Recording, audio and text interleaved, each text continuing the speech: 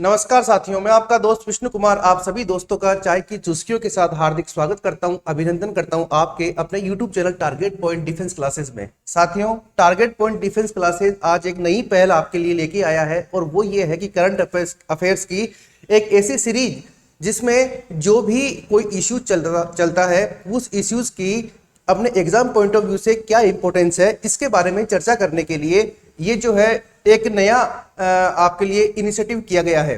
जैसे हाँ, कोई भी जो इश्यूज होता है उस इश्यूज के बारे में यहाँ पे डिस्कशन किया जाएगा और डिस्कशन इस प्रकार का होगा, उसका संबंध किसी पॉलिटिकल या किसी पॉलिटिकल कनेक्शन से नहीं होगा, वो केवल हमारे एग्जाम पॉइंट ऑफ व्यू से जो इंपॉर्टेंस रखता है उसी के लिए हम बात करेंगे। साथियों, इसी कड़ी में आज ये पहली क्लास है और पहला शुरुआती दिन है, तो सभी को नमस्कार, सभी का स्वागत टारगेट डिफेंस एकेडमी में। जैसे आज का एक टॉपिक है जिसके अंदर हम बात करेंगे किसके बारे में, जिसमें हम बात करेंगे हमारे अरुणाचल प्रदेश के अंदर जो तवांग सेक्टर है, इस तवांग सेक्टर के अंदर जो भी इश्यूज हुआ है इसके बारे में जो है आज चर्चा करेंगे और एग्जाम पॉइंट ऑफ व्यू से क्यों महत्वपूर्ण है तवांग सेक्टर।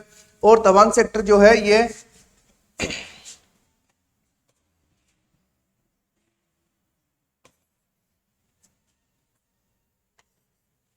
और जो ये तवांग सेक्टर है ये क्यों महत्वपूर्ण है और भारत जो है ये अरुणाचल प्रदेश में है और इसका जो क्या इंपॉर्टेंस है इसके बारे में चर्चा करेंगे। और क्यों अरुणाचल जो हमारा पड़ोसी देश चाइना है वो तिब्बत का बहाना लेकर कभी डोकलाम पे, कभी गलवान घाटी पे और कभी तवांग सेक्टर के ऊपर क्यों भारतीय सीमा के अंदर बार बार इस प्रकार की घटनाएं करता है जो एक राजनीतिक गर्माहट पैदा करती है और सीमा के ऊपर तनाव का माहौल क्रिएट करती है। तो साथियों, हम बात करेंगे आज तवांग सेक्टर के बारे में। और देखो, खबर ये थी कुछ दिनों पहले ही अरुणाचल प्रदेश में एक तवांग जो डिस्ट्रिक्ट है, तो तवांग सेक्टर में एक नदी है जो है आपकी यांगत्से नदी, इससे किनारे भारत और जो चाइना है इसके सैनिकों की झड़प हुई है। अब ये झड़प क्यों हुई है, क्या कारण है, तो देखिए आप यहाँ पर जो है अखबार की हेडिंग देख सकते हैं, ड्रैगन को मुंह तोड़ जवाब, चोटी पर चढ़ रहे चीनी सैनिकों को खदेड़ा। तो आइए साथियों चर्चा करते हैं। यहाँ पे पिक्चर्स देख सकते हैं कि यहाँ पर क्या जो है इश्यूज हुए हैं और क्या जो है यहाँ पर जो है इंपॉर्टेंट बात चल रही है। तो देखिए साथियों, हम बात करते हैं अगर 2020 में गलवान, और गलवान से पहले आपने एक विवाद का नाम सुना होगा जिसे आप बोलते हो डोकलाम। डोकलाम भूटान को लेकर और जो है इंडिया बड़ा परेशान हुआ था उस समय, और इसमें डोकलाम विवाद में भूटान का सहयोग करने के लिए इंडिया ने चाइना के अगेंस्ट काम किया था और उसके बाद में चाइना जो है पीछे बैकफुट पे हुआ था। उसके बाद में 2020 कोरोना के समय में आपने देखा होगा गलवान वैली के अंदर जो है ये इशू हुआ था और भारतीय और जो चीनी है इन सैनिकों की झड़प हुई थी जिसके अंदर हमारे कुछ जो है जवान शहीद भी हो गए थे। उसके बाद में फिर देखो, अब फिर आज जो है डोकलाम और गलवान के बाद में जो इशू आया है वो आया आपके तवांग। तवांग का है अरुणाचल प्रदेश में, इसकी भी चर्चा करेंगे। आगे देखो, ऐसी घटनाएं कब से हो रही है, लगभग 2006 के बाद में ऐसी घटनाएं जो है लगातार जो है दिखाई दे रही है और चाइना के द्वारा इस तरह की घटनाएं लगातार ऐसी हिमाकत की जा रही है। साथियों, इससे पहले कि मैं आपको बताऊं तवांग सेक्टर के बारे में, तो आपको मैं सबसे पहले ये क्लियर करना चाहता हूं एलएसी क्या है। देखो, दो चीजें आपने हमेशा सुनी होगी, एक तो है आपने सुनी होगी आपने एलओसी यानी लाइन ऑफ कंट्रोल, एक आपने सुना होगा एलएसी यानी लाइन ऑफ एक्चुअल कंट्रोल। तो ये दो चीजें अलग अलग हैं। देखो, एक तो होता है बॉर्डर, एक तो होता है बॉर्डर यानी सीमा होती है, तो सीमा अलग चीज है और लाइन ऑफ कंट्रोल अलग चीज है, लाइन ऑफ एक्चुअल कंट्रोल अलग चीज है। तो देखिए यहाँ पर आपको एक मैप दिखाई दे रहा है, इस मैप के माध्यम से आप यहाँ पे दो चीजें देख पा रहे हैं, एक तो आपकी ये एलओसी आपको यहाँ पे दिखाई दे रही है और ये आपके एलएसी दिखाई दे रही है। अगर ये मैप जो है ये मैप हमारे जो कश्मीर वाला एरिया है उसका है। देखो, एलओसी जो है ये लाइन ऑफ कंट्रोल, ये भारत और पाकिस्तान के बीच में है। देखो, मैं आपको पहले बताया कि बॉर्डर तो आप ये वाला एरिया जो देख रहे हैं ये आपका क्या है कि बॉर्डर वाला एरिया है। कौन सा एरिया, देखो मैं दूसरा कलर लेके आपको शो करता हूँ। ये वाला जो एरिया देख रहे हैं ये तो आपका पूरा जो है बॉर्डर है, लेकिन 1947 के अंदर जब पाकिस्तान ने कबायलियों के माध्यम से अटैक किया और हमारा कुछ एरिया जो है तो उसके कब्जे में ले लिया, तो जहां पर जो सेनाएं थी और जहां पर जो है युद्ध विराम हुआ तो ये वाला एरिया रह गया। तो इस वाला ये वाला एरिया इसे हम बोलते हैं पाकिस्तान ऑक्यूपाइड कश्मीर और ये वाला हमारा हिंदुस्तान का है। तो ये एलओसी है। एलओसी के ऊपर क्या होता है कि सेनाएं खड़ी रहती है और असला बारूद साथ लेकर कभी भी यहाँ पर युद्ध हो सकता है। दूसरा देखो आप, ये एलओसी है। दूसरा देखिए आप LAC line of actual control. 1962 से पहले ये वाला जो हिस्सा है ये तो हमारा बॉर्डर वाला हिस्सा है, लेकिन 1962 के वार के अंदर चाइना हिंदुस्तान के ऊपर अटैक करता है, उस समय हिंदुस्तान खड़ा ही हुआ था 1947 के बाद में, और कुछ एरिया जो है वो ऑक्यूपाइड कर लेता है, जिसे आप अक्साई चाइना यानी अक्साई चीन के नाम से जो है, अक्साई चीन के नाम से आप जो है इसे जानते हैं। अब जहां पर जो सेनाएं थी और जो युद्ध विराम हुआ उसके बाद में कि कुछ सेनाएं यहां रह गई और भारत की सेना यहां रह गई। मान लो चाइना यहां तक एंटर कर गया और चाइना को बाहर निकाला, लेकिन यहां पर आकर युद्ध विराम हो गया, तो ये हो गई लाइन ऑफ एक्चुअल कंट्रोल, यानी जहां पर जो सेनाएं हैं वो वहीं पर रहेगी।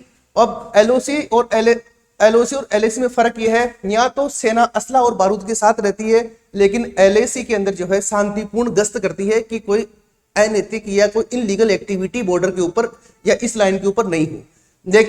लेकिन इसका उल्लंघन करते हुए चाइना लगातार जो है पिछले 3 सालों से 4 सालों से कंटिन्यूसली जो है इस तरह की हरकत कर रहा है, जिससे ये जो एरिया है ये लगभग अशांत सा प्रतीत होता है। तो देखो एक बार आप यहां पर देखिएगा, इस मैप के माध्यम से आप थोड़ा और इसे क्लियर कर पाएंगे। देखिए साथियों, ये वाला जो एरिया है, ये है, ये तो हमारा क्या है, ये तो हमारा बॉर्डर है। लेकिन 1962 के वार के अंदर जो चाइना है वो कुछ एरिया ऑक्यूपाइड कर लिया अपने पास में। तो ये वाला जो एरिया है इसे आप अक्साई चाइना यानी अक्साई चीन के नाम से इसे जानते हैं, है ना। और ये तो है हमारा बॉर्डर, और ये है हमारा लाइन ऑफ एक्चुअल कंट्रोल यानी एलएसी। और ये पाकिस्तान वाला एरिया है, ये हिंदुस्तान वाला एरिया है जो कि, और ये एरिया पाकिस्तान ने ऑक्यूपाइड कर रखा है, ठीक है। इसे आप बोलते हो पीओके यानी पाकिस्तान ऑक्यूपाइड कश्मीर। कश्मीर तो हमारा ही है, लेकिन पाकिस्तान ने इसे ऑक्यूपाइड कर रखा है। तो ये तो हुआ बॉर्डर, और ये हुआ हमारा एलओसी लाइन ऑफ कंट्रोल। दोनों में फर्क क्या है, यहाँ पर सेना असला और बारूद के साथ रहती है, कभी भी वार हो सकता है, और यहाँ पर शांतिपूर्ण गश्त करती है। लेकिन इसी का उल्लंघन चाइना बार बार कर रहा है। अब देखिए, अगर हम इंडिया और चाइना की बात करें तो इंडिया और चाइना लगभग 3488 के आसपास जो है आपके 3488 किलोमीटर के आसपास आपके क्या है, पूरा इंडिया और चाइना के बीच में आपके बॉर्डर साझा होती है। अब ये बॉर्डर भी 3 भागों में बटी हुई है। अगर आप ये अरुणाचल प्रदेश वाला एरिया देखते हैं, अरुणाचल प्रदेश, और ये सिक्किम वाला एरिया देखते हैं, यहां पर जो तिब्बत वाला एरिया टच हो रहा है, इसे तो आप बोलते हो पूर्वी क्षेत्र वाली सीमा रेखा यानी ईस्टर्न फ्रंटियर बोलते हो आप। और ये जो आपके यहाँ पर 2 आपके स्टेट है, एक आपके हिमाचल प्रदेश है और एक आपके उत्तराखंड है। अगर इन दोनों की बात करो तो ये आपके मध्य वाली सीमा के अंदर आते हैं यानी मिडिल फ्रंटियर बोलते हैं। और ये वाला जो लद्दाख वाला एरिया है, ये वाला एरिया आता है आपके पश्चिमी यानी वेस्टर्न जो है एरिया। तो यहाँ इस जगह पर भी चाइना टच होता है और इन दोनों जगह चाइना टच होता है और यहाँ पर भी चाइना टच होता है। तो कई बार तो चाइना गलवान घाटी ये इसी के आसपास है। यहीं पर 2019-20 के अंदर कोरोना के समय गलवान वैली के अंदर जो है यहाँ पर इश्यूज क्रिएट हुए थे। तो आगे बढ़ते हैं, देखते हैं। तो मुझे उम्मीद है आपको समझ आ रही होगी एलओसी और एलएसी के अंदर क्या डिफरेंस है और क्यों जो है आप थोड़ा सा और यहाँ पर अच्छे से देख पा रहे होंगे।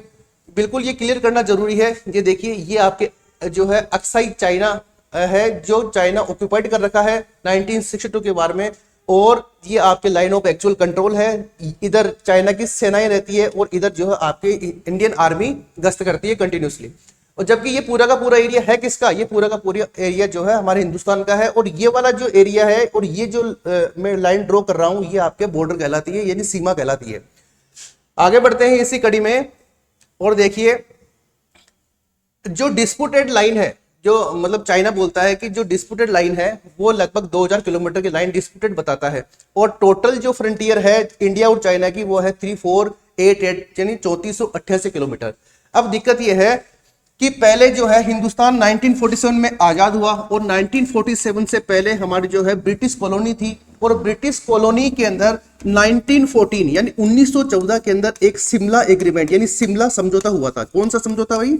शिमला समझौता हुआ था। कब? 1914 के अंदर।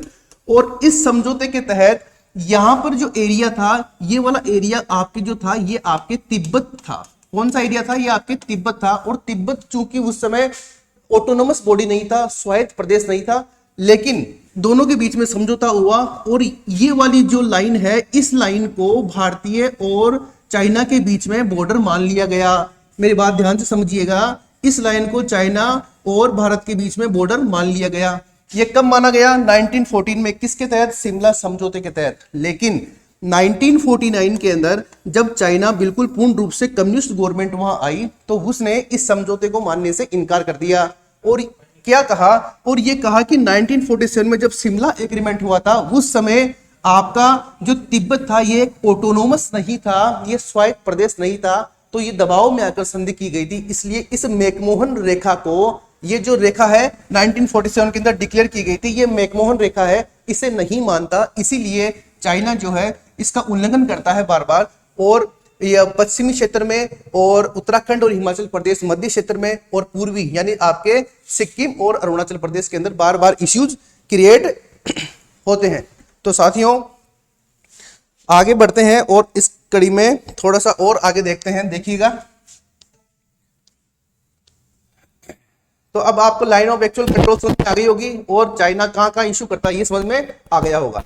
अब साथियों अब बात करते हैं हम तवांग मुद्दे की। जो तवांग वाला एरिया है उसकी बात करेंगे। तो देखिएगा न्यूज की हेडिंग्स आप यहाँ पर देख सकते हैं। तवांग मुद्दे पर भारत को अमेरिका का साथ भी मिला है। अभी बड़े इश्यूज क्रिएट हो गए हैं। एक अगर इंटरनेशनल व्यू में देखें तो कोई देश किसी का डायलॉगबाजी कर रहा है, कोई किसी का कर रहा है, तो उसके संदर्भ में हम बात करेंगे। अभी क्या है कि जो लाइन ऑफ एक्चुअल कंट्रोल है इसके ऊपर कब से डिस्प्यूट शुरू हुआ, जब से हिंदुस्तान ने और अमेरिका ने यानी इंडिया और अमेरिका ने मिलकर उत्तराखंड के ओली जगह में एक संयुक्त युद्ध अभ्यास किया।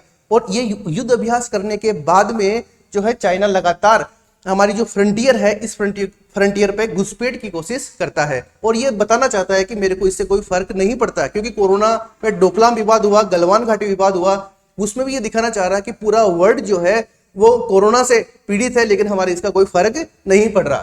खैर वो अलग बात है, वो उसकी मर्जी है, लेकिन हिंदुस्तान को जो है यूएसए का साथ भी लगातार मिल रहा है इस मैटर पे। अब देखिएगा हम बात करते हैं तवांग क्षेत्र की। ये देखो ये आपका पूरा का पूरा अरुणाचल प्रदेश का मैप है और ये अरुणाचल प्रदेश का मैप होने के कारण ये देखो ये वाला हिस्सा आपको यहां पर दिखाई दे रहा है। कौन सा हिस्सा है ये देखो ये वाला एरिया आपको यहां पर जो पूरा का पूरा दिखाई दे रहा है, ये पूरा का पूरा अरुणाचल प्रदेश है। और इस अरुणाचल प्रदेश में अगर आप ध्यान से देखो तो आपको यहां पर एक एरिया दिखाई दे रहा है जिसे आप तवांग के नाम से जानते हैं। देखो ये है आपका तवांग डिस्ट्रिक्ट, ये एक डिस्ट्रिक्ट है, तवांग डिस्ट्रिक्ट है। और इस तवांग डिस्ट्रिक्ट के अगर वेस्टर्न में आप बात करो तो ये भूटान वाला कंट्री है। अगर नॉर्थ में बात करो तो यहाँ पर आपके ये तिब्बत वाला एरिया है।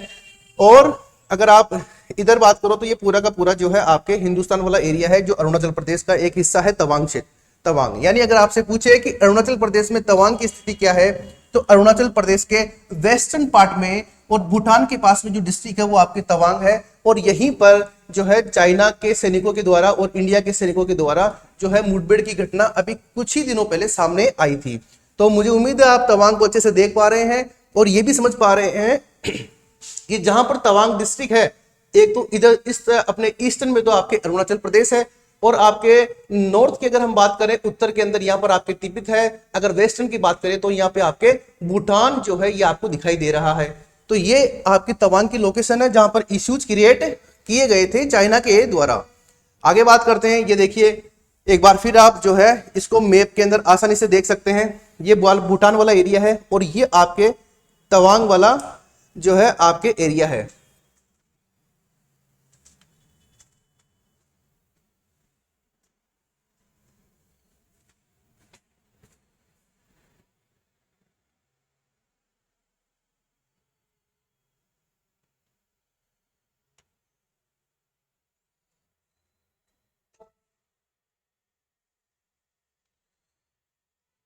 सही है, सही है।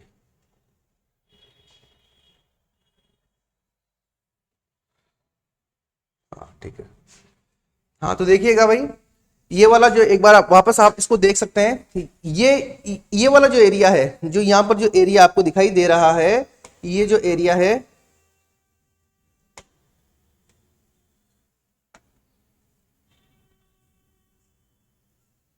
स्लाइड कहाँ गई?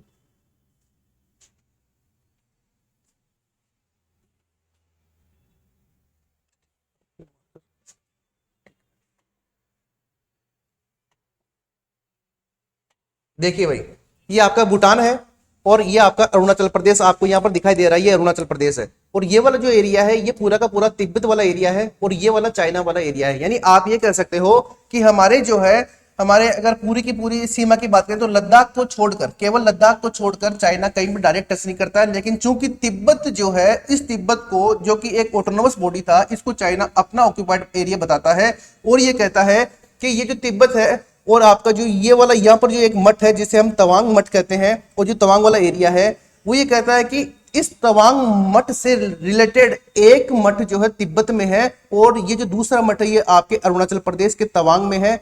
और वो इस बात का ये दावा करता है कि ये जो दोनों मठ हैं ये पहले कभी एक ही एरिया में हुआ करते थे, इसीलिए ये जो आपका अरुणाचल प्रदेश है ये पूरा का पूरा जो है तिब्बत का, दक्षिणी तिब्बत का हिस्सा है।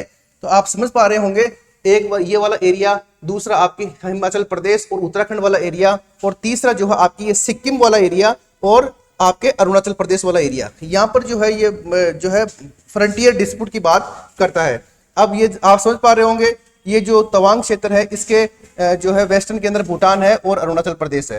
तो ठीक इसी कड़ी के अंदर हम आगे बढ़ते हैं और आगे बढ़ते हुए अरुणाचल प्रदेश के इंपोर्टेंस के बारे में हम जानते हैं कि अरुणाचल प्रदेश क्यों इंपोर्टेंस रखता है हमारे लिए।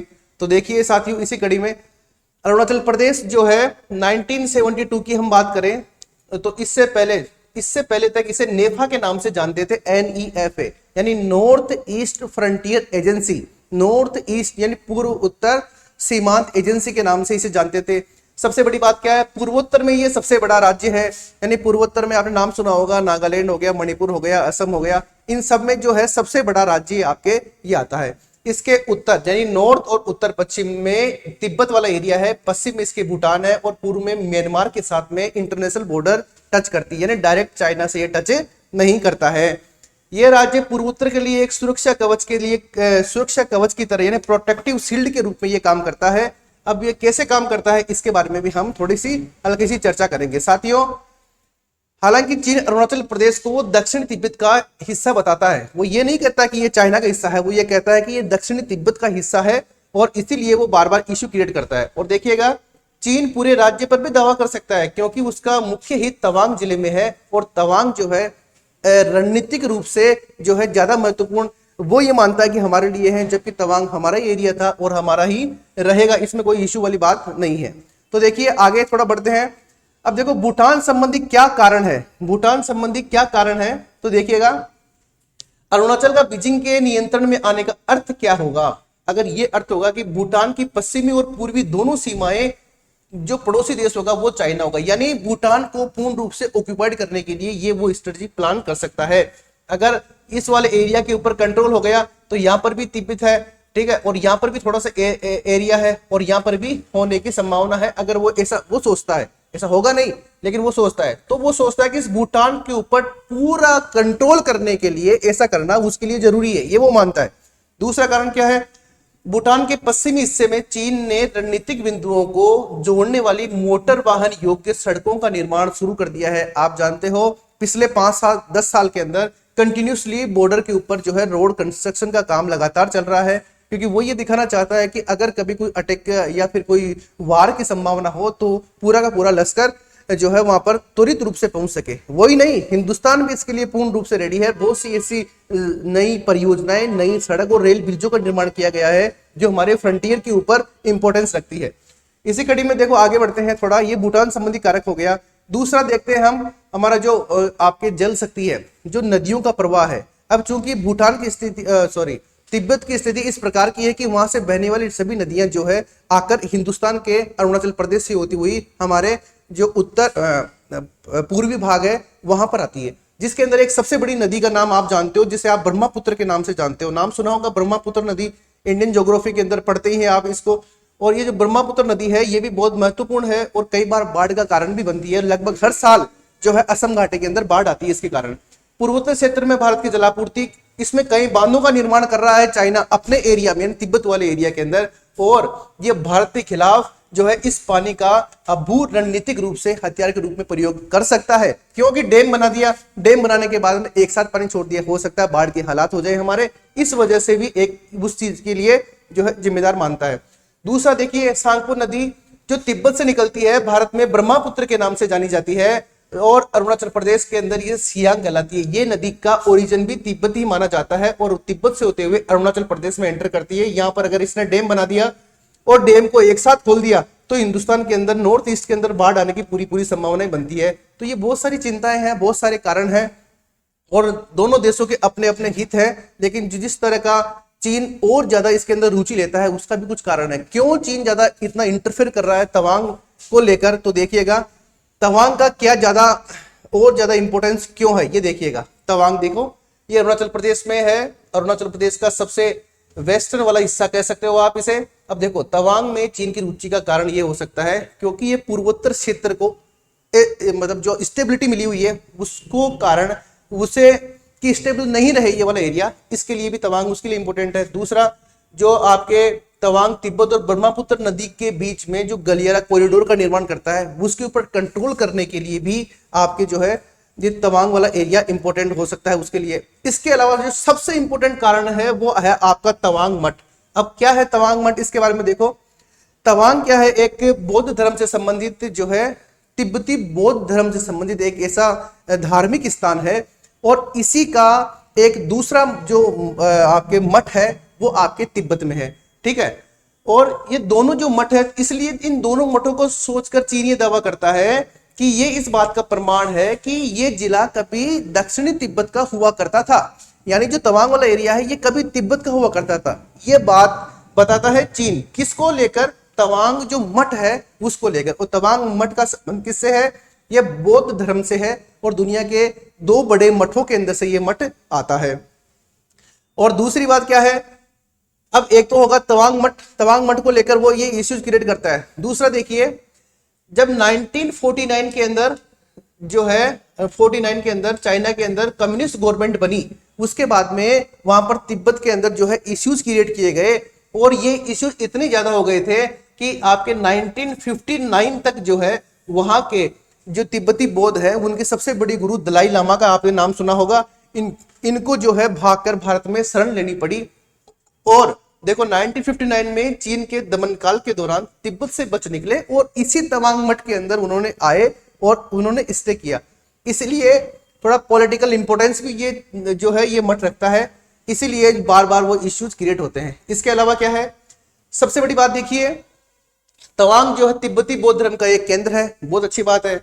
हमारे ऊपरी अरुणाचल प्रदेश यानी हमारा नॉर्दर्न जो अरुणाचल प्रदेश है, इस अरुणाचल प्रदेश में कुछ ऐसी जनजातियां निवास करती है जिनका सांस्कृतिक संबंध जो है दक्षिणी तिब्बत वाले एरिया से है। मैंने उनके शादी ब्याह भी होते हैं और कुछ भी होता है, ठीक है। तो एक तो ये वाला इशू है, इसलिए बताता है कि यहाँ की संस्कृति और वहां की संस्कृति समान है, इसलिए ये जो है हमारा होने का दावा करता है। दूसरा देखिए, एक है आपके मोनपा जनजाति। ये मोनपा जनजाति जो है तिब्बत बौद्ध धर्म का पालन करती है और तिब्बत के कुछ क्षेत्रों में पाई जाती है और अरुणाचल प्रदेश के तवांग वाले एरिया में भी पाई जाती है। इसलिए वो ये कहता है कि देखो मोनपा यहाँ भी है और मोनपा यहाँ भी है, इसलिए ये हमारा हो सकता है। और कुछ विशेषज्ञ मानते हैं कि चीन को यह भय है कि कुछ ऐसी जनजातियां जो यहाँ पर रहती है तवांग में, और तवांग हिंदुस्तान में है, इसलिए अगर तिब्बत में कभी कोई मूवमेंट चलता है, किसी के खिलाफ लोकतंत्र समर्थन के लिए कोई मूवमेंट चलता है, तो भारत उसको सहयोग कर सकता है और उस मूवमेंट को और ज्यादा बढ़ा सकता है। तो ये कुछ चिंताएं हैं किसकी, चीन की, जो वो ये जिनकी वजह से इस प्रकार की वो नापाक हरकतें करता है। अब देखिए, हम 2 मिनट बात कर लेते हैं, क्या भारत और चीन के बीच में कोई और विवाद भी है क्या। तो देखिए मेरे प्यारे साथियों, सबसे पहले तो हमने एक विवाद देखा है जिसे हम कहते हैं, देखो पहला विवाद तो क्या है, एक आपके सीमा विवाद हो गया, ठीक है, आपके बॉर्डर डिस्प्यूट हो गया। दूसरा क्या है, आपके नदी जल विवाद हो गया, नदी जल विवाद हो गया, इसके बारे में भी मैंने बताया, और ये अलग से पूरे एक टॉपिक है, 10-10 मिनट की क्लासेस, 15-15 मिनट की क्लासेस हो सकती है इसके ऊपर। तीसरा, एक आपके ट्रेड, यानी हम जो है चाइना के साथ व्यापार तो करते हैं, अब इस व्यापार के अंदर क्या है, लगभग हमारा 115 बिलियन डॉलर का व्यापार है। अब व्यापार में आप यूं मानिए, अगर 100 रुपए का व्यापार किया इंडिया और चाइना ने, तो इंडिया ने जो है आपके एक्सपोर्ट किया कितना, 25 रुपए का, ठीक है, 25%, और इंपोर्ट किया कितना, आपके 75 रुपए का, है ना। यानी 25 रुपए का हमने सामान चाइना को भेजा और 75 रुपए का सामान हमने चाइना से खरीदा, तो हमारे को नुकसान कितना हो गया, 50 रुपए का नुकसान हो गया।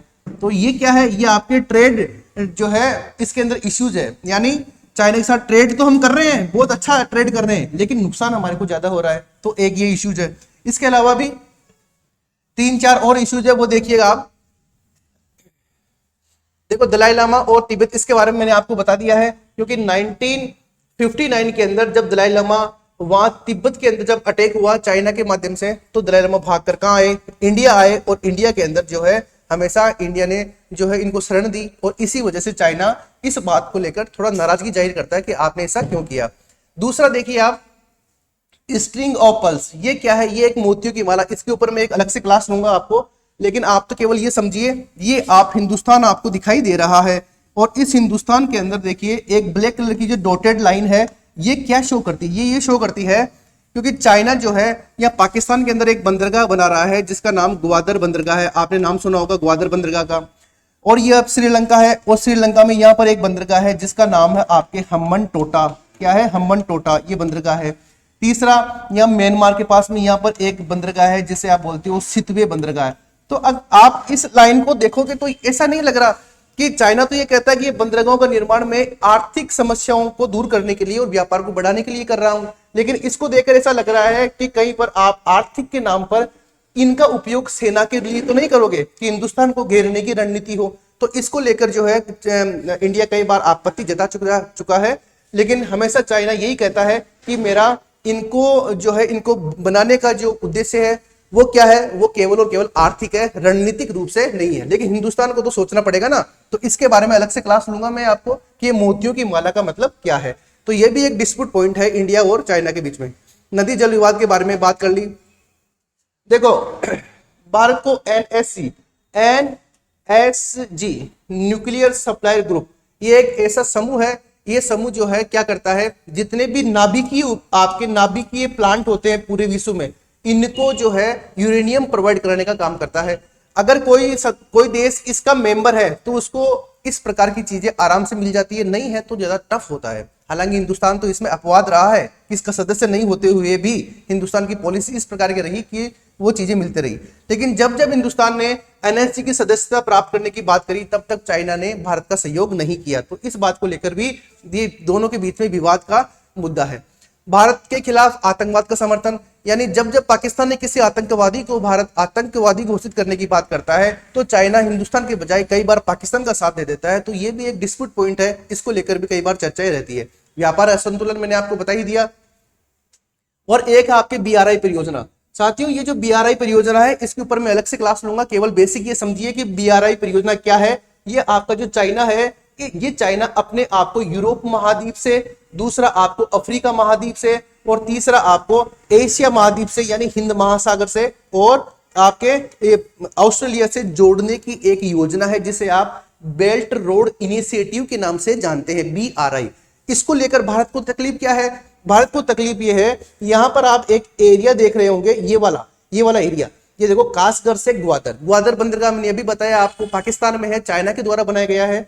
और ये वाला जो एरिया है, ये आपके अगर आप थोड़ा सा गौर से करोगे तो ये हिंदुस्तान की जो मुकुट है, जो कश्मीर है, इस वाले एरिया में जो पाकिस्तान ऑक्यूपाइड कश्मीर है, इससे ये जा रहा है। तो भारत बोलता है ये आपका पूरा का पूरा बीआरआई जो है ये गलत है, क्योंकि किसी दूसरे देश से बिना अनुमति लिए उसकी सीमा से आप इस प्रकार का निर्माण कर रहे हैं। तो भारत इसका समर्थन नहीं करता है। इसको लेकर भी बड़ा इशू है। समझ गए बीआरआई परियोजना क्या है? इसके ऊपर अलग से क्लास ले लूंगा मैं आपकी। आगे बढ़िए। ये कुछ विवाद के बिंदु है, लेकिन सहयोग के बिंदु भी बहुत सारे हैं। ऐसा नहीं है हमारा दुश्मन देश है। अगर आपसे पूछे कि दुश्मन कौन है, भारत का या चाइना का, तो सबसे बड़ा दुश्मन आतंकवाद हो सकता है। कोई देश आपस में कोई दुश्मन नहीं है किसी के, क्योंकि 115 बिलियन डॉलर का व्यापार करने वाले दुश्मन कैसे हो सकते हैं? तो देखिए क्या क्या कुछ सहयोग के बिंदु है। तो सबसे पहले तो सहयोग का बिंदु ये देखिए, ब्रिक्स यानी BRICS, ब्रिक्स के अंदर दोनों देश सहयोगी हैं और ब्रिक्स 2009 से बिल्कुल बेहतर रूप से काम कर रहा है। India, Brazil, Russia, south Africa और चाइना, ये सब के सब इसके सहयोगी हैं। इसके अलावा दूसरा क्या है? New development bank. New development bank जो है इसका हेड ऑफिस आपके संघाई में है और ये जो है चाइना में है और ब्रिक्स के द्वारा बनाया गया है। और ये जो है इसमें 100 अरब डॉलर की पूंजी लगी हुई है। सब लोग आपस में सहयोग करके अपनी आवश्यकताओं को पूरी करने के लिए इसे बनाया है। तो इसमें भी दोनों इंडिया और चाइना भागीदार हैं। इसके अलावा आप देखिए एशियन इंफ्रास्ट्रक्चर इन्वेस्टमेंट बैंक, ये जो बैंक है इसके अंदर भी इंडिया और चाइना दोनों भागीदार है और विश्व के लगभग 100 देश इसके अंदर जुड़े हुए हैं। और इसका जो हेड ऑफिस है ये आपके बीजिंग में है और बीजिंग चाइना में, आपको पता है। जब दोनों के दोनों देश इसमें सहयोगी हैं, इसका मेन उद्देश्य यह है कि एशिया के अंदर कोई बड़ी परियोजनाओं के लिए पैसा चाहिए तो ब्रिटेन वुड संस्थाएं यानी विश्व बैंक और आईएमएफ के ऊपर डिपेंड रहने की आवश्यकता नहीं है, ये AIIB इसको पूरी कर देगा। तो भारत भी इसका सहयोगी है और आपके चाइना भी इसका सहयोगी है। इसके अलावा SCO 1999 के अंदर सहयोग जो है आपके सहयोग संघाई सहयोग संगठन यानी SCO की स्थापना की गई थी और दोनों के दोनों सदस्य यानी इंडिया और चाइना इसके सदस्य हैं।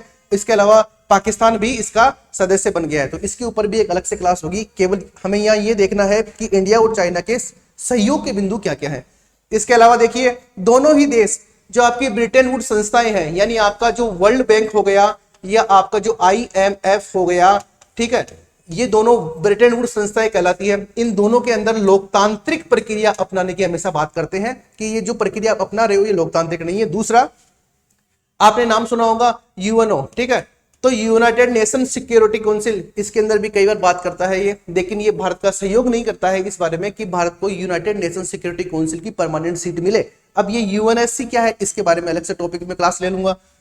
चलिए साथियों आगे बढ़ते हैं और देखिए सबसे ज्यादा इंपॉर्टेंट है G20। आपने देखा ही होगा अभी हाल ही के अंदर G20 की 17वीं समिट इंडोनेशिया के अंदर की गई है और 2023 के अंदर जो है भारत को इसकी मेजबानी करने का अवसर मिलेगा। यानी अगले साल जो समिट होगी उस समिट के अंदर G20 का अध्यक्ष आपका हिंदुस्तान यानी आपका जो है इंडिया जो है इसकी अध्यक्षता करने जा रहा है और इसके लिए शेरपाओं की मीटिंग स्टार्ट हो गई है। तो क्या होता है शेरपा ट्रैक, क्या होती है G20, कब इसकी स्थापना हुई थी, क्या इसका इंपॉर्टेंस है, भारत के लिए क्या महत्व है, पहला सम्मेलन कब हुआ था, हिंदुस्तान में कब होने जा रहा है, इन सब की चर्चाएं, क्या इनका उद्देश्य है और क्या क्या कौन कौन से कंट्रीज इसमें शामिल है, इसका निर्माण गठन क्यों हुआ था, क्या आज भी ये प्रासंगिक है, इन सब की चर्चाएं जल्दी ही आपके G20 वाले टॉपिक पे करेंगे, जिसकी क्लास आप कल अर्ली इन द मॉर्निंग चाय की चुस्कियों के साथ में बिल्कुल देख सकते हैं। तो आज का टॉपिक ये था, उम्मीद है तवांग आपको समझ में आया होगा और जो है अगला टॉपिक हमारा G20 होगा इसके लिए और G20 होगा और G20 में दोनों देश सदस्य भी है यानी सहयोग का बिंदु भी है। थैंक यू सो मच आप सभी को इतना सपोर्ट करने के लिए, थैंक यू सो मच। जल्दी से इस क्लास को लाइक शेयर और सब्सक्राइब भी करना क्योंकि आपके लिए है, एग्जाम पॉइंट ऑफ व्यू से है, पॉलिटिकल की कोई बात नहीं होगी, हमारे एग्जाम के लिए क्या इंपॉर्टेंस है इसके लिए जो है आपके ये क्लासेस कंटिन्यूसली चलेगी। आज के लिए इतना ही, थैंक यू, जय हिंद, जय भारत।